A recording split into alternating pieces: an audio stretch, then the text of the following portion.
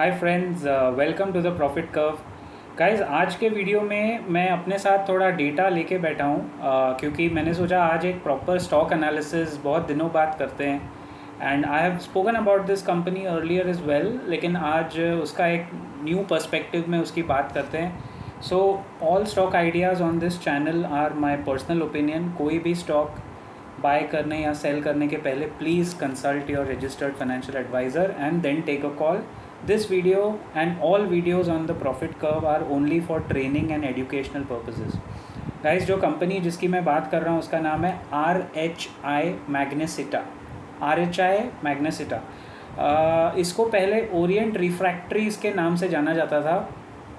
क्या बिजनेस है कंपनी का? They are in the business of manufacturing and marketing special refractory products, systems and services जो steel industry में use होते हैं। They officially are the vendors for the steel industry. तो मैंने आपको कहा था ना, पिक एंड शॉवल की थियरी मुझे बहुत पसंद है कि जब कोई इंडस्ट्री में आपको भरोसा न हो, जैसे मैं स्टील के स्टॉक्स कभी रेकमेंड नहीं करूँगा, लेकिन जब इस कंपनी के नंबर्स देखता हूँ, ये company raw material type refractory products provide करती है, और जब मैं इसके नंबर्स देखता हूँ और अभी इसका प्राइस एक्शन देख रहा हूँ, वैल्यू देख रहा हूँ, तो मुझे इसमें वैल्यू पर्सनली नज़र आ रही है। I can see a lot of value in this company and these types of companies going forward, क्योंकि इस लेवल के आगे अपने बाज़ार में लार्ज कैप कंपनीज़ का चलना थोड़ा मुश्किल लग रहा है, एक करेक्शन ड्यू लगता है। लेकिन mid cap and small cap companies में आपको एक अच्छा मोमेंटम मिल सकता है।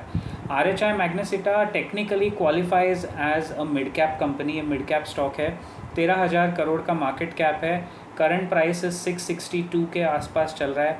52 वीक हाई 893, 52 वीक लो 456।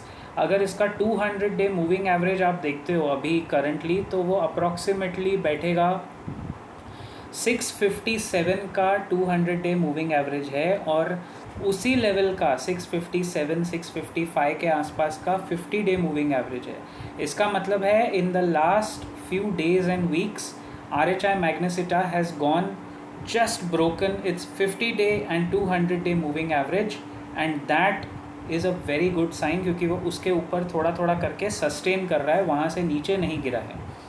इंडिया में ब्रॉड लेवल पे स्टील का प्रोडक्शन बढ़ा है, बढ़ने वाला है, कोविड के टाइम से ही बढ़ रहा है। एंड कैपिटल एक्सपेंडिचर जो इस कंपनी ने अनाउंस किया, जो मैं आपको अभी बताऊंगा, वो सुन के आपके भी कान खड़े हो जाएंगे, because see, these kind of fundamental analysis is what gives us confidence in a company, right? तो अभी मैं आपको इसके what I like about the company में इसका प्राइस टू अर्निंग रेशियो थोड़ा ऊपर है, 43 का PE है, तो वो एक चैलेंज हो सकता है। Price to book ratio is okay. ROC 36% है, ROE 30% के आसपास है, which is consistent and which is great. Debt free company है, कर्ज मुक्त कंपनी है ये, इसके ऊपर कोई कर्जा नहीं है। और प्रॉफिट ग्रोथ पिछले 5 साल में जो प्रॉफिट ग्रोथ है कंपनी का, वो 32% कैगार, यानी 32% कंपाउंडेड एनुअल ग्रोथ रेट रहा है। 5 साल में जो कंपनी 32% ग्रो करे, वो कंपनी में कुछ तो दम होगा गाइस। आई एम श्योर ये सही बिजनेस में सही टाइम पे इसमें घुसने का शायद टाइम आया है। रिफ्रैक्ट्रीज के सेक्टर में ये मार्केट लीडर है। RHI Magnesita is the leader in the refractory segment, और बाय फार यानी 13,000 करोड़ की एक कंपनी है। जो नंबर 2 कंपनी है वेसुवियस इंडिया, वो 4,000 करोड़ की है, और जो नंबर 3 है IFGL रिफ्रैक्ट्रीज, वो 1,000 करोड़ की कंपनी है। So by a large margin RHI Magnesita is the leader in this sector, तो वो भी एक हमारा क्राइटेरिया फुलफिल होता है। अगर मैं प्रॉफिट एंड लॉस की बात करूँ, नेट प्रॉफिट, इसका आप 2021 का अगर नेट प्रॉफिट देखते हो, इट इज़ 136 करोड़। 2022 का net profit is 268 crore, and अभी ट्रेलिंग 12 मंथ्स जो इसका नेट प्रॉफिट आया है 311 करोड़। यानी नेट प्रॉफिट लेवल पे 21 और 22 में कंपनी ने डबल नेट प्रॉफिट दिया है, और अभी लास्ट ये जो पिछले साल के मुकाबले इस साल 12% प्रॉफिट ग्रोथ है, क्योंकि बेस हाई बेस पे 12% ग्रो किया है। और अगर आप फ्रॉम लास्ट 3 इयर्स देखोगे तो almost 2.5 times net profit grow हुआ है, net profit which is big growth. Compounded profit growth 10 साल की 24% है। रिटर्न ऑन इक्विटी 10 साल का 27% है। स्टॉक ऑलरेडी काफ़ी रिटर्न दे चुका है गाइस, बट यहाँ से काफ़ी पिटा हुआ है। There is a reason that stock काफ़ी नीचे की तरफ गिरा है। Share holding pattern is again interesting. Promoters ने अपने शेयर बेचे हैं, लेकिन ब्लॉक डील्स हुई है RHI में, और FIIs का होल्डिंग स्टेडी बढ़ता जा रहा है। 2.20, then 2.47%, then 2.75%, then 2.28, बीच में सेलिंग में थोड़ा गिरा, और अभी जो बाउंस बैक आया सीधा 3.26%। मतलब फॉरेन इन्वेस्टर्स घुस घुस के इस कंपनी में पैसा लगा रहे हैं। 3.26 है, छोटा है। This is where you spot mid caps, specially mid caps में ये सही लेवल है स्पॉटिंग का। और डोमेस्टिक भी आप देखो तो DII इसका लास्ट 3 क्वार्टर में 8.41% से बढ़ के 13.88% का स्टेक हो गया है domestic mutual funds and domestic institutional investors का। ये सब बहुत क्लासिक साइंस है गाइस। कंपनी अच्छी लग रही है, और ये सारे क्राइटेरिया के बलबूते पे RHI मैग्नेसिटा जो बिज़नेस में है। कैपिटल एक्सपेंडिचर पे मैं आता हूँ। मेरा एक कोर फंडामेंटल पॉइंट जो है, जो मैंने इस कंपनी के की पॉइंट्स देखे हैं। बाय द वे, जहाँ से मैं ये रीड कर रहा हूँ वो वेबसाइट है स्क्रीनर, www.screener.in। मैं कोई वेबसाइट को प्रमोट नहीं करता भाई, लेकिन मुझे जो इजी लगता है, इजी टू अंडरस्टैंड, मैं उसमें से डेटा निकालता हूँ। आप किसी में से भी देख सकते हो। You can watch it from ticker tape, और there are hundreds of websites जो आपको सेम डेटा देते हैं। मुझे ये थोड़ा स्ट्रक्चर्ड, ऑर्गेनाइज और ईजी लगता है। तो अभी अगर इसका आप रेवेन्यू ब्रेकअप देखते हैं, 84% ऑफ द रेवेन्यू आता है फ्रॉम इंडिया।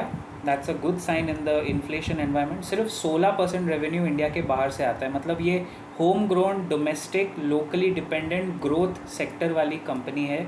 इंडिया में अगले साल इलेक्शन है, ह्यूज कैपिटल एक्सपेंडिचर सरकार ने अनाउंस किया है, और इस कंपनी ने प्राइवेट कंपनी होते हुए भी केपेक्स देखो इनका।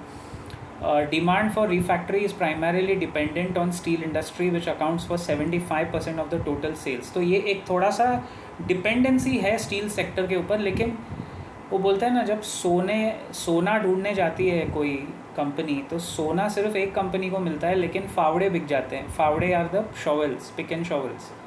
तो ये फावड़ा कंपनी है। आपको सोने के पीछे नहीं भागना है, आपको वो बंदा बनना है जो सोना खोदने के लिए सबको फावड़े बेच रहा है। This is that pick and shovel theory, जो अल्टीमेटली पॉलीकैब इंडिया या हिंदुस्तान एरोनॉटिक्स, ये सब उसी तरह की कंपनीज है भाई। They are eventually, we are targeting the same logic in these companies. अच्छा, अभी ये देखिए, ये सब एनुअल रिपोर्ट में लिस्टेड न्यूज़ है जो मैंने शॉर्ट लिस्ट की है आप लोगों के लिए। 3 प्लांट्स है इस कंपनी के, भिवाड़ी, विशाखापट्टनम, वाइजैक एंड कटक में। और मैनेजमेंट का टारगेट है, management commentary very important, management का टारगेट है doubling, the best part, doubling the production capacity and revenue by FY 25-26। ये मैनेजमेंट कह रहा है।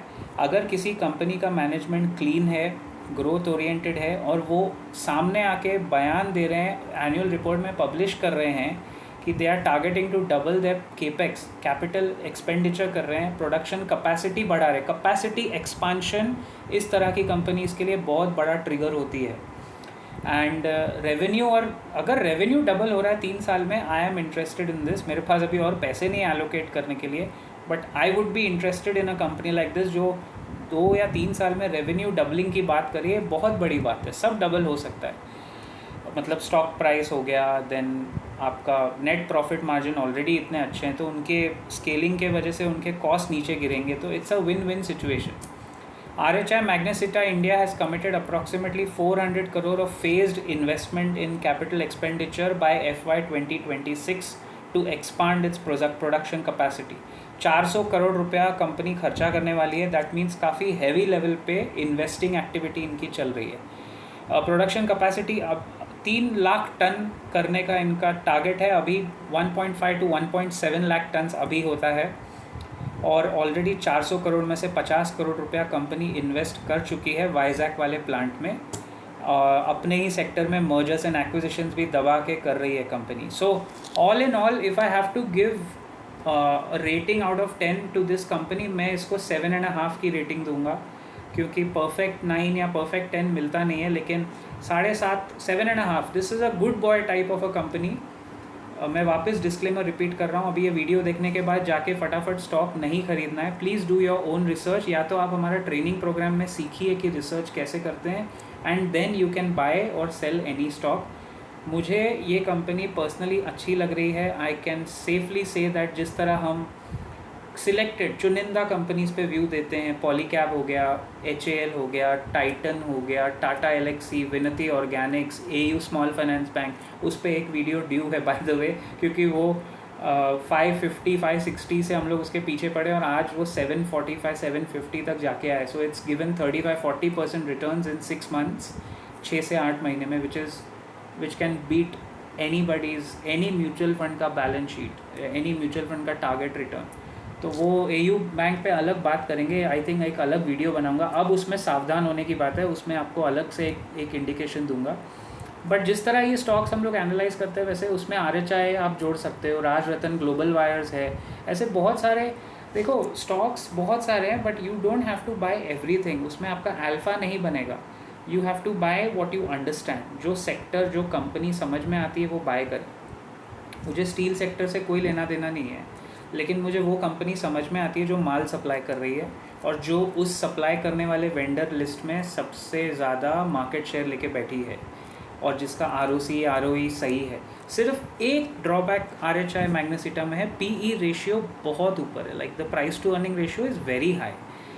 तो अभी वो बुक जब अगर कैपेसिटी डबल करेगी कंपनी, अपना रेवेन्यू बढ़ाएगी, नेट प्रॉफिट मार्जिन बढ़ाएगी, तो ऑब्वियसली ये सब बढ़ने के बाद उसका अर्निंग्स बढ़ेगा, तो प्राइस और अर्निंग्स PE रेशियो थोड़ा एडजस्ट हो सकता है उस हिसाब से। I will see you around in the next video. Do let me know how did you like this video, and मैं आपको फिर मिलूँगा analysing another company very soon. Till then keep profiting.